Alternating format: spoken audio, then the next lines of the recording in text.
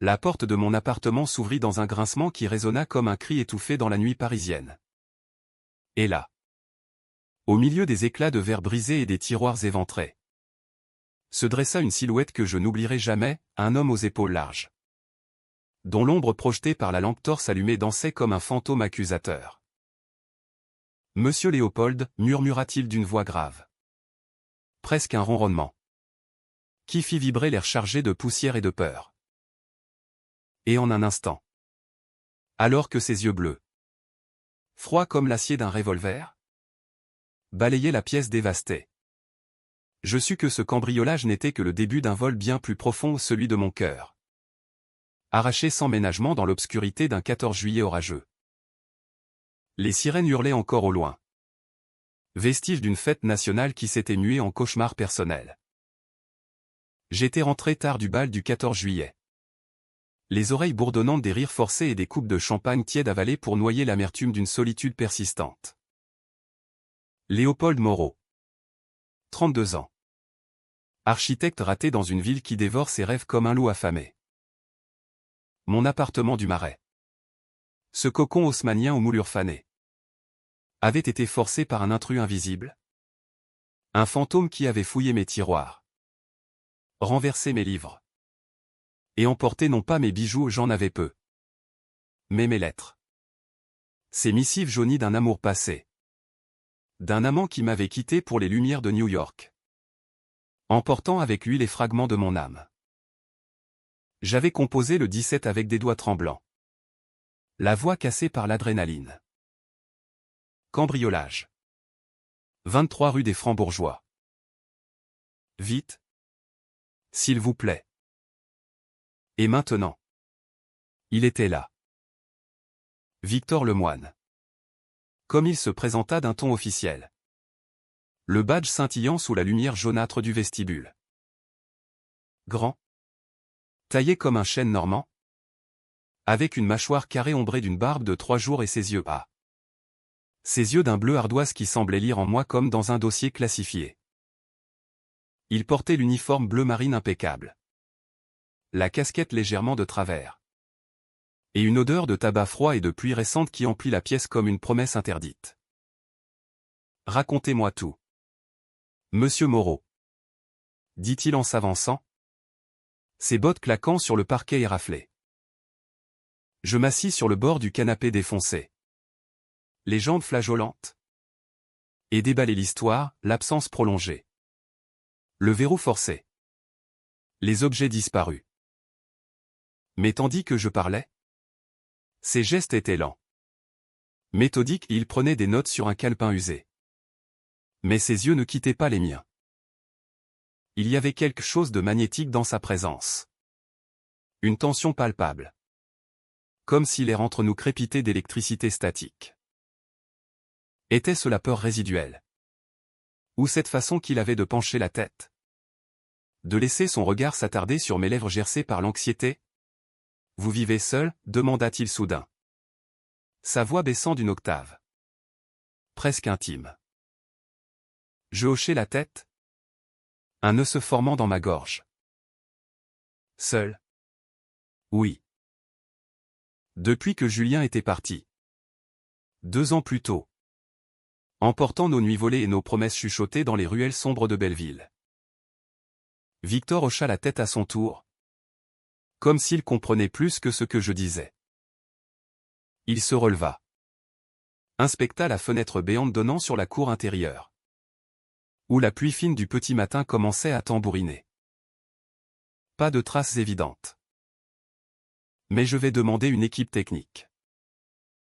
En attendant, il hésita, son stylo tapotant contre sa cuisse. Vous ne devriez pas rester ici seul ce soir. Je ris. Un rire nerveux qui sonna faux dans le silence oppressant. Où voulez-vous que j'aille? L'hôtel? À mon âge. Avec ce qu'il me reste en banque? Il me dévisagea alors. Vraiment? Pour la première fois sans le filtre professionnel. Ses lèvres s'étirèrent en un sourire en coin, révélant une fossette inattendue sur sa joue gauche. Et si je restais? Juste le temps que l'aube se lève. Pour m'assurer que l'intrus ne revienne pas. Protocole. Vous voyez. Mentait-il? Je n'en étais pas sûr. Mais dans l'instant, l'idée de sa présence, ce rempart vivant contre l'ombre qui m'avait envahi, était irrésistible. Les heures s'étirèrent comme un accordéon mélancolique. Nous nous installâmes dans la cuisine. La seule pièce à peu près intacte. Avec une bouteille de Bordeaux volée à mes réserves personnelles, ironie du sort. L'intrus avait laissé ça derrière lui. Victor ôta sa casquette, révélant des cheveux noirs coupés courts, humides de pluie. Il parla peu d'abord, se contentant de questions anodines, mon travail. Mes hobbies. Cette ville qu'il patrouillait depuis 10 ans sans jamais l'aimer vraiment. Originaire de Lille. Muté à Paris pour une promotion qu'il regrettait déjà. C'est une jungle ici, murmura-t-il en sirotant son verre. Ses doigts longs enveloppant le pied fragile comme s'il craignait de le briser. Des loups partout. Je ris à nouveau. Plus sincèrement cette fois. Et vous? L'agneau gardien? Il leva les yeux. Et là, dans ce regard, je vis l'étincelle, une vulnérabilité nue. Un appel muet. Nous parlâmes alors vraiment. De la solitude des nuits de garde. De ces appels anonymes pour des drames domestiques qui finissent en confessions larmoyantes. De mon propre vide. Ce gouffre architectural où chaque projet avorté creusait un peu plus. Le vin aidant. Les barrières tombèrent. Il avoua son divorce récent. Une femme qu'il n'avait jamais aimée. Un mariage de façade pour plaire à une famille provinciale. Et les hommes, osais-je demander. Le cœur battant la chamade. Il posa son verre. Ses yeux rivés aux miens. Les hommes. C'est une autre histoire. Dangereuse. La nuit s'épaissit. Et avec elle, nos silences devinrent éloquents. Assis côte à côte sur le vieux banc de la cuisine. Nos genoux se frôlèrent par accident ou pas. Son épaule contre la mienne. Solide. Rassurante. Je sentis son souffle sur ma nuque quand il se pencha pour ramasser une miette imaginaire. Léopold. Murmura-t-il. Mon nom roulant sur sa langue comme un secret. Et alors? Dans l'ombre complice de cette aube naissante. Nos lèvres se trouvèrent. Un baiser hésitant d'abord. Puis vorace. Comme si nous avions attendu toute une vie pour ce vol mutuel. Ses mains sur ma taille. Les miennes dans ses cheveux. Nous nous perdîmes dans ce tourbillon inattendu. Ignorant le chaos autour de nous. Mais au lever du jour. Quand les premiers rayons filtrèrent à travers les rideaux déchirés. La réalité nous rattrapa. Victor se redressa. L'uniforme froissé. Le regard hanté. Je dois y aller. L'équipe arrive. Il nota son numéro sur un coin de mon calepin. Un geste banal qui sonna comme une promesse. Appelez-moi. Pas pour l'enquête. Et il partit. Me laissant pantelant. Le goût de sel et de tabac sur les lèvres. Et un appartement toujours pillé mais un cœur. Lui. Comblé pour la première fois depuis des lustres. Les jours suivants furent un vertige. Des messages échangés dans l'ombre des applis sécurisées. Des rendez-vous volés dans des cafés anonymes du quartier latin. Victor était un énigma, flic dur le jour. Amant tendre la nuit. Nous marchions le long de la Seine. Main dans la main quand les passants se faisaient rares. Et il me racontait ses peurs, la hiérarchie homophobe du commissariat. Les murmures dans les vestiaires. Cette France progressiste en façade qui cachait encore des abysses de préjugés. Moi. Je lui ouvrais les portes de mon monde, mes croquis inachevés. Mes doutes d'architecte qui rêvait de bâtir des ponts entre âmes perdues. Notre amour naquit là. Dans ces interstices. Fragile comme une toile d'araignée sous le vent d'automne. Pourtant, les ombres planaient. L'enquête piétinait, l'intrus n'était qu'un fantôme parmi tant d'autres dans cette ville surpeuplée. Et Victor portait ses propres fantômes. Une nuit. Alors que nous étions enlacés dans mon lit reconstruit à la hâte. Il murmura contre mon épaule, « Il y a quelque chose que je ne t'ai pas dit. » Mon cœur se serra. Était-ce le début de la fin? Les confidences de Victor vinrent comme un orage d'été. Soudain et dévastateur. Alors que nous étions emmêlés dans les draps froissés de mon lit. La lune filtrant à travers les volets mi-clos. J'ai un fils. Léopold. 5 ans. De mon mariage. Les mots tombèrent lourds. Inertes. Comme des pierres dans un étang stagnant. Je me redressai sur un coude. Le regardant dans la pénombre. Son visage marqué par des ombres qui n'étaient pas seulement celles de la nuit. Un fils. Bien sûr. Comment n'avais-je pas vu les signes? Les appels manqués en pleine nuit. Les silences quand je parlais d'avenir. Cette bague fantôme qu'il tournait parfois autour de son annulaire nu. Il s'appelle Théo. Poursuivit-il. La voix rauque d'émotion contenue. Sa mère elle sait. Pour moi. Pour nous. On s'est séparés en bons termes. Mais la garde partagée. C'est un champ de mine. Et le boulot si ça se savait au commissariat. Je perdrais tout. Je l'attirai contre moi. Sentant son corps se détendre imperceptiblement sous mes caresses apaisantes. Et moi, chuchotai-je. Le cœur gonflé d'un mélange de tendresse et de crainte. Suis-je juste un risque de plus? Il secoua la tête. Ses lèvres effleurant mon cou. Non. Tu es la lumière dans ce merdier. La première fois que je me sens entier. Ces révélations ne firent qu'approfondir notre lien. Tissant une toile d'intimité plus serrée. Les semaines s'écoulèrent en un ballet clandestin, des dîners improvisés dans ma cuisine. Où Victor cuisinait des carbonara maladroites en riant de ses échecs, des promenades nocturnes dans le jardin des Tuileries. Où nous nous tenions à distance respectable mais échangions des regards qui valaient tous les serments. Il m'emmena un soir voir Théo. De loin. Lors d'une remise au parc Monceau. L'enfant, avec ses boucles blondes et son rire cristallin, ressemblait tant à Victor cette joie pure, innocente, que le père chérissait d'un amour farouche. Je sentis une pointe de jalousie. Vite balayé par l'émerveillement, Victor n'était pas seulement amant, il était père. Homme. Un kaléidoscope d'humanité que j'apprenais à aimer dans sa totalité. Mais Paris. Cette belle indifférente. Nous réservait ses pièges.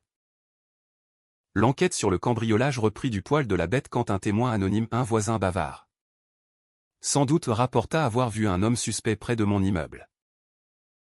Victor, impliqué personnellement maintenant, devint distant. Ses shifts s'allongeant jusqu'à l'aube. Nos nuits se raréfièrent. Remplacées par des textos fiévreux, désolé. Réunion. Pense à toi. Je noyais mon anxiété dans le travail. Esquissant des plans pour un projet utopique, un centre communautaire LGBTQ+, dans le 20e arrondissement. Un havre pour ceux que la société reléguait dans l'ombre. C'était ma façon de réparer le monde. Ou du moins d'y creuser une brèche pour la lumière. Puis vint la première fissure. Subtile comme une lézarde dans un mur porteur. Un soir de novembre pluvieux. Je rentrai tôt et trouvai un message vocal de Victor. La voix tendue, Léopold. Ne m'appelle pas ce soir. Problème au boulot. Je t'explique demain. Inquiet. Je composais malgré tout. Tombant sur sa messagerie. L'angoisse me rongeant. Je sortis marcher. Me réfugiant dans un bar gai du Marais. Le Cox. Où les murs suintaient d'histoires d'amour brisées et de triomphes volés. Là. Au milieu des rires forcés et des verres qui s'entrechoquaient. Je croisai Marc. Un ancien collègue d'architecture. Flamboyant et sans filtre. Léopold. Ça fait une paye. Toujours célibataire. Où t'as enfin chopé un beau gosse? Son indiscrétion me fit sourire malgré tout. Nous parlâmes. Buvons. Et quand il insista pour me raccompagner, je cédai. L'alcool aidant. Sur le pas de ma porte. Son baiser impulsif me surprit un geste d'ivresse. Rien de plus. Mais Victor, arrivant pile à ce moment, vit la scène depuis sa voiture banalisée garée en double fil. Ses phares balayèrent la ruelle comme un jugement divin. Il klaxonna. Un coup sec. Et je m'écartai. Le cœur au bord des lèvres. Marc s'éclipsa avec un haussement d'épaule. Inconscient du drame. Victor entra comme une furie. Le visage fermé. Les poings serrés. C'était qui? Ça? Gronda Théil, arrachant sa veste d'un geste rageur. Je balbutiai des explications. Mais la jalousie. Cette bête primitive avait déjà planté ses crocs. Tu crois que je suis naïf? Que je sais pas ce que c'est? Les mecs comme toi. Qui collectionnent les cœurs brisés? Ces mots me transpercèrent. Injuste. Cruel. Pour la première fois. Je vis l'homme derrière le flic, vulnérable. Blessé par des années de mensonges et de rejet. Nous hurlâmes. Des accusations volèrent comme des éclats de verre à moi. Reprochant son secret. Sa distance, lui. Ma légèreté apparente. Cette vie libre qu'il enviait secrètement. La nuit se referma sur nous en un silence assourdissant. Il partit à l'aube. Sans un mot. Laissant derrière lui l'odeur de son aftershave et un vide béant. Les jours suivants furent un purgatoire, messages non lus. Appels aboutissant à la messagerie. Mon projet architectural s'effondra sous le poids de l'angoisse, je passai des nuits à fixer le plafond. Revivant chaque caresse. Chaque promesse. Était-ce la fin? Ou juste la première tempête d'un amour destiné à survivre? C'est alors que le passé ressurgit. Sous la forme d'une lettre anonyme glissée sous ma porte. Des mots hachés. Venimeux, ton flic a des squelettes. Demande-lui pour l'affaire du 19e. Mon sang se glaça. De quoi parlait-on? Un scandale au commissariat? Une trahison plus profonde? Je rangeai la lettre. La peur au ventre. Mais la graine du doute était plantée. Victor m'avait-il approché par hasard? Oui, avait-il plus? Le cambriolage. Cette nuit fatidique tout prenait une teinte sinistre. Pourtant. Au milieu de ce chaos. Une lueur, un appel de Théo. La voix enfantine demandant « Pourquoi papa est triste ?» Victor avait dû lui parler de moi. Indirectement. Ce fut l'étincelle. Je pris mon courage à deux mains et me rendis au commissariat du 4e. Ignorant les regards obliques des agents. Il était là. Dans son bureau exigu. Les traits tirés. Un café froid devant lui. On doit parler. Dis-je simplement. Fermant la porte derrière moi. Ses yeux s'allumèrent d'un mélange de soulagement et de terreur. Léopold, je suis désolé. Pour tout. Et là. Dans ce sanctuaire profane. Nous nous réconciliâmes non avec des mots doux. Mais avec une honnêteté brute. Il avoua sa jalousie. Fruit d'une insécurité ancrée dans une enfance normande où les garçons comme lui devaient se cacher. Je lui parlais de Marc. De mon propre passé de fuites amoureuses. Nous sommes des idiots amoureux. Conclus-je en riant à travers les larmes. Il m'attira contre lui. Là. Au milieu des dossiers jaunis et des ordinateurs ronronnants. Et nous nous embrassâmes comme si le monde s'arrêtait. Mais dehors. Paris bruissait de secrets. Et la lettre anonyme pesait encore dans ma poche. L'hiver s'installa sur Paris comme un manteau gris et lourd, enveloppant la ville d'un froid qui s'infiltrait jusqu'aux os. Mirroring l'incertitude qui rongeait notre idylle naissante. Victor et moi avions pansé nos plaies avec une tendresse renouvelée. Mais la lettre anonyme persistait. Un vert tapis dans le fruit de notre bonheur. Je la relus 100 fois dans la solitude de mes nuits. Ces mots tapés à la va-vite, ton flic n'est pas clean. L'affaire du 19e. Cambriolage en série. Il couvre quelqu'un. Était-ce un coup bas d'un rival jaloux? Ou une vérité qui pouvait tout détruire? Je n'en parlais pas à Victor tout de suite. Au lieu de cela, je me plongeais dans notre routine clandestine, cherchant dans ses bras l'oubli. Les fêtes de fin d'année approchaient. Et avec elles, une pression insidieuse, sa famille à Lille réclamait sa présence pour Noël. Théo inclus. Viens avec moi, me proposa-t-il un soir. Alors que nous étions levés sur mon canapé. Un feu improvisé crépitant dans la cheminée électrique. En tant qu'ami. Mon collègue architecte. L'idée me terrifia et m'excita à parts égales plonger dans son monde. Risquer l'exposition pour un amour qui valait tous les dangers. Nous partîmes en train. Le TGV filant à travers la campagne normande comme un serpent d'acier. L'île nous accueillit avec ses briques rouges et son vent mordant. Une ville ouvrière où les secrets se murmurent derrière les volets clos. La maison de ses parents. Une bâtisse modeste du Vieux-Lille. Débordée de guirlandes et d'odeurs de bûches de Noël. Sa mère? Une femme aux cheveux grisonnants et au sourire las. M'accueillit avec une chaleur méfiante, Victor nous attend parler de vous. Monsieur Moreau. Architecte. Comme c'est distingué. Son père. Un ancien métallurgiste bourru. Se contenta d'un grognement approbateur. Mais ses yeux perçants semblaient sonder mon âme. Théo fut la révélation. Le petit garçon, avec ses yeux bleus hérités de son père, s'accrocha à ma jambe dès le premier instant, me bombardant de questions sur Paris et ses tours magiques. Tu construis des châteaux, demanda-t-il. Ses petites mains potelées agrippant mon pull. Je ris. Le cœur serré. Et passé l'après-midi à lui dessiner des tours Eiffel en Lego. Victor nous observant depuis le seuil. Un sourire doux aux lèvres. C'était cela.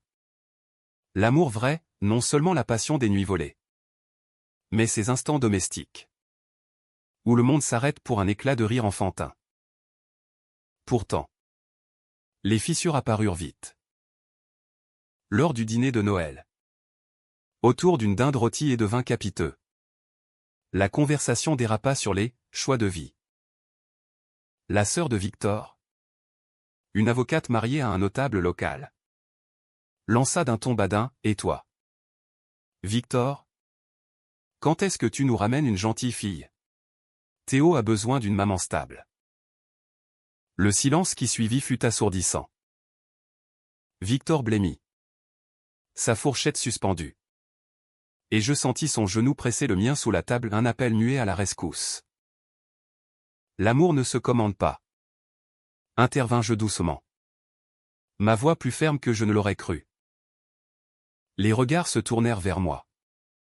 Un mélange de curiosité et de suspicion. Sa mère changea de sujet. Mais le mal était fait, l'air s'alourdit d'un non-dit oppressant. La nuit. Dans la chambre d'amis exigus. Victor se confia. La voix tremblante contre mon oreiller. Ils ne savent pas. Pour moi. Pour nous. Et si je leur disais, je l'embrassais pour le faire taire. Nos corps se cherchant dans l'obscurité. Un refuge contre le monde extérieur. Mais le lendemain. Un appel du commissariat brisa l'illusion, l'enquête sur mon cambriolage avançait. Un suspect appréhendé. Un jeune junkie du 19e. Qui balançait des noms. dont celui d'un flic impliqué. Victor raccrocha. Le visage cendreux. C'est rien. Une coïncidence. De retour à Paris. La lettre anonyme devint obsession. Incapable de me taire plus longtemps. Je la lui montrai un soir de janvier glacial. Alors que la neige rare saupoudrait les toits haussmanniens. Nous étions dans son appartement du 11e. Un 2 pièces spartiate meublé de meubles Ikea et de jouets de Théo éparpillés. « Qu'est-ce que c'est que ça ?» demanda-t-il. Lisant les mots avec une pâleur croissante. Puis, dans un éclat de rage, il avoua, l'affaire du 19e c'était il y a 3 ans. Un collègue. Un ami. Impliqué dans un réseau de recel. J'ai couvert pour lui. Pas par corruption. Mais par loyauté. Il était comme un frère. Ses yeux imploraient le pardon. Et si c'était lui? L'intrus chez toi? Pour me faire chanter? Le choc me frappa comme un uppercut. Victor, mon roc, avait des failles et des compromis moraux qui le rattachaient à un passé trouble. Tu m'as menti? Murmurai-je. La voix brisée. Pas menti. Omis. Pour te protéger. La dispute qui suivit fut titanesque.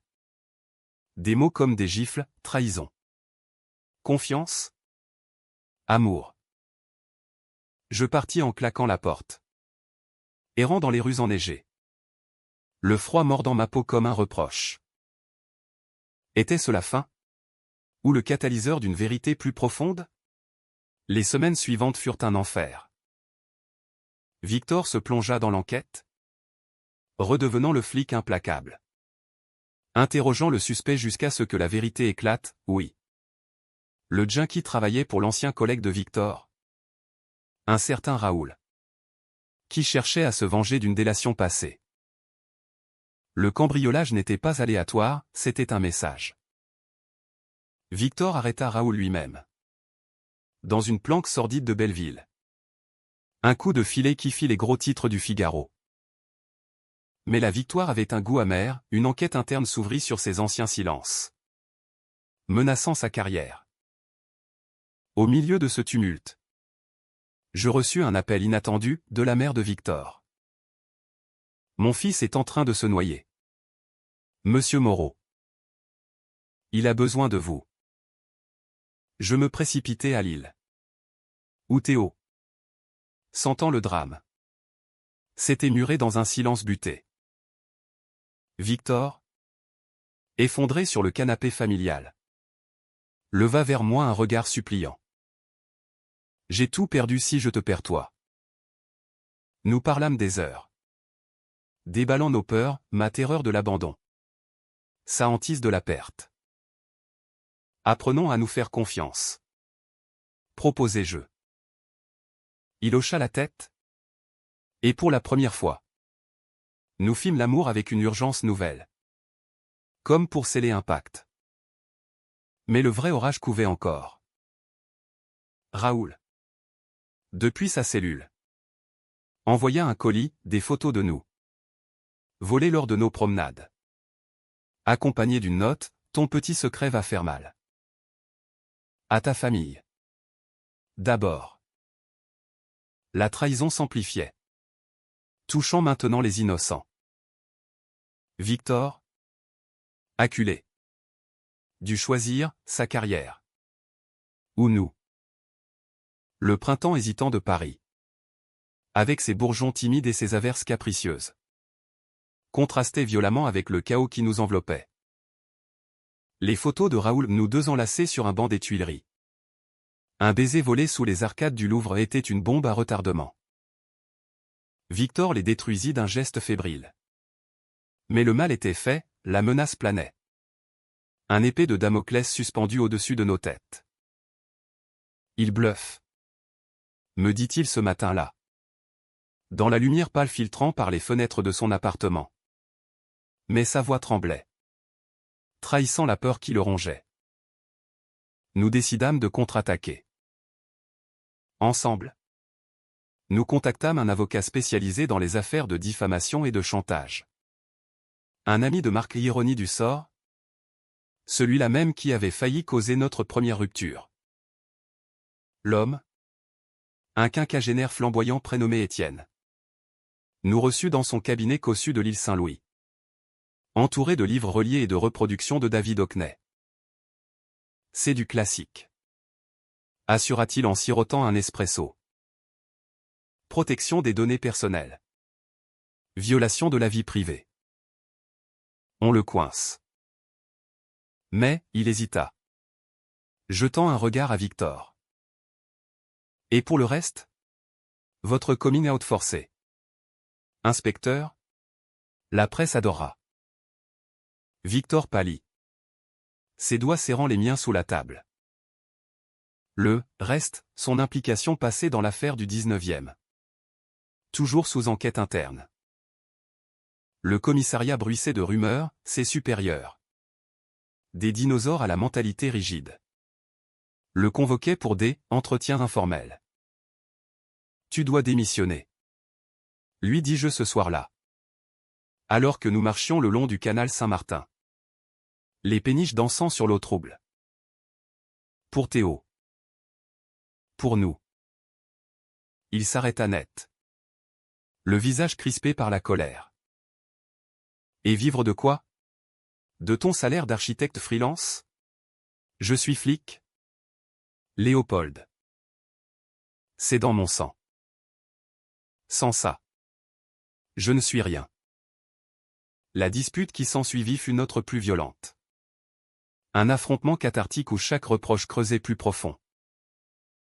Moi, l'accusant de prioriser son ego sur notre avenir, lui, me taxant d'idéalisme naïf, ignorant les réalités d'un homme piégé entre deux mondes. Nous nous séparâmes sur le quai. Sous une pluie battante qui lavait les rumets non nos âmes blessées. Je rentrai seul, trempé jusqu'aux os, et passai la nuit à pleurer. Le corps secoué de sanglots qui semblaient remonter à l'enfance, ces années à masquer mon homosexualité dans une famille bourgeoise du XVIe. Où l'amour était un contrat social. Pas une flamme. Le lendemain, l'inévitable frappa. Les photos fuitèrent non dans la presse, mais directement à la famille de Victor. Sa mère appela. La voix brisée par les larmes, c'est vrai? Mon garçon avec un homme? Et Théo. Mon Dieu, Victor. Au téléphone depuis le commissariat. S'effondra en direct. Son monde s'écroulant en un instant. Il raccrocha. Et quand il débarqua chez moi des heures plus tard, ce fut un homme brisé, les épaules voûtées, les yeux rougis. Ils veulent plus me voir. Père a dit que j'étais une honte. Théo, sa mère l'a emmené. En attendant que je me ressaisisse. Je l'enlaçai. Nos corps se fondant en un geste de désespoir partagé. Cette nuit-là, nous ne fîmes pas l'amour, nous pleurâmes. Nos confessions se mêlant comme des rivières en crue. Il parla de son enfance. Ses jeux solitaires dans les champs lillois où il imaginait un prince salvateur, je lui confiai mes nuits d'adolescence. Passé à relire Proust en cachette. Cherchant dans les lignes de Swann un écho à mes désirs inavoués. Nous sommes des survivants. Murmurai-je enfin. Et il hocha la tête. Un sourire fragile aux lèvres. Pour la première fois. Il appela sa sœur. La voix ferme, oui. J'aime un homme. Et c'est la meilleure chose qui me soit arrivée. Accepte-le. Ou perds-moi. Le coming out familial fut un ouragan. Mais il passa, laissant des débris à ramasser. Sa mère, après des jours de silence radio, envoya une lettre manuscrite, l'amour est plus fort que les préjugés. Reviens avec lui. Pour Théo. Quant au commissariat, la sentence tomba, suspension provisoire. Avec recommandation de thérapie comportementale. Victor refusa, claquant la porte sur 10 ans de carrière. À quoi bon un badge si je perds mon âme, me dit-il. Et je vis naître en lui un homme nouveau. Libéré. Mais Raoul n'avait pas dit son dernier mot. Libéré sous caution grâce à un vice de procédure maudit Étienne et ses formalités. Il nous traqua. Envoyant des menaces par mail, votre petit nid d'amour va brûler. La peur s'installa. Un compagnon constant. Nous renforçâmes la sécurité, verrou neuf. Alarme. Et Victor? Armé de sa formation. Patrouillant nos nuits comme un loup gardien. Le climax survint un soir de mai. Lors d'une soirée au centre LGBTQ+, que je projetais toujours. La salle, bondée de militants et d'amis, vibrait d'énergie quand Raoul surgit. Ivre et furieux. Un couteau à la main. Traître, hurla-t-il à Victor, fonçant à travers la foule. Le temps ralentit. Victor s'interposa. Son corps un bouclier. Et dans la bagarre qui s'ensuivit, le couteau trancha l'air, effleurant mon bras une égratignure superficielle. Mais un sang qui coula comme un stigmate. Victor le plaqua au sol, les menottes claquant avec une précision mortelle. Tandis que la police, la vraie, cette fois intervenait. Raoul fut emmené, hurlant des insanités. Mais le mal était conjuré. Dans l'ambulance qui me raccompagnait, Victor à mes côtés, nos mains entrelacées. Je sus que nous avions survécu au pire. Pourtant, la trahison de Raoul n'était que le symptôme d'une plus profonde, celle de Victor envers lui-même. Ces années de compromis. Plus de secrets. Jura-t-il ce soir-là, pensant m'appeler d'une main tremblante. Nous nous aimâmes alors avec une ferveur renouvelée. Nos corps célébrant la vie sauve. L'amour intact. Mais Paris, témoin indifférent, nous réservait encore une épreuve finale. L'été 2026 enveloppa Paris d'une chaleur moite. Un voile languide sur la ville qui semblait conspirer à notre apaisement. L'affaire Raoul se conclut par un procès express, chantage aggravé, menace de mort et une condamnation à 5 ans ferme. Victor témoigna. La voix assurée. Face à un tribunal bondé de journalistes avides de scandale. J'ai protégé un ami autrefois. Par erreur. Aujourd'hui, je protège ceux que j'aime. Par devoir. Les mots résonnèrent dans la salle. Un plaidoyer pour la rédemption. Et quand le marteau du juge claqua, Victor se tourna vers moi dans le public. Un sourire victorieux aux lèvres. Nous avions gagné. Non seulement la bataille, mais la guerre contre les ombres du passé. Libéré de ses chaînes, Victor entama une reconversion, sécurité privée pour des associations LGBTQ+. Un job qui alliait son expertise à sa passion naissante pour l'activisme. Moi. Mon projet de centre communautique décolla enfin.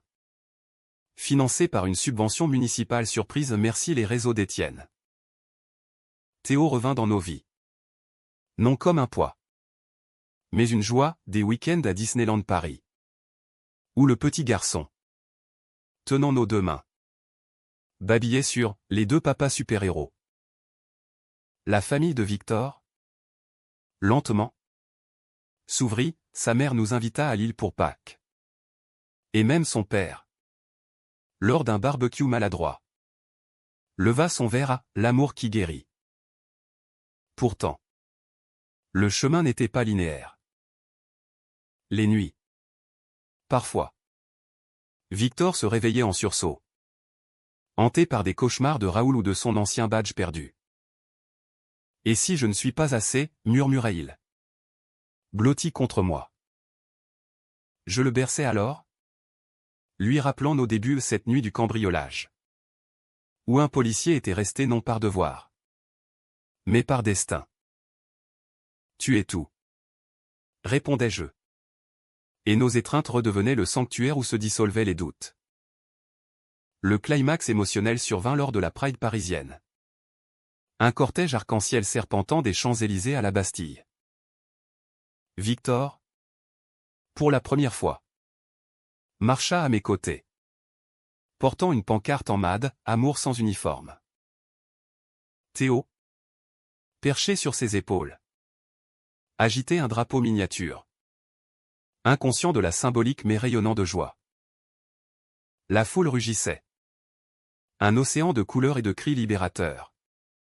Et au milieu de ce chaos joyeux, Victor s'agenouilla non pour une demande théâtrale, mais pour un geste simple, un anneau d'argent, gravé de nos initiales entrelacées. Pas un mariage. Pas encore. Juste une promesse. Veux-tu construire ce pont avec moi? Léopold? Vers un avenir sans secret? Les larmes brouillèrent ma vue. Le monde s'effaçant autour de nous. Oui.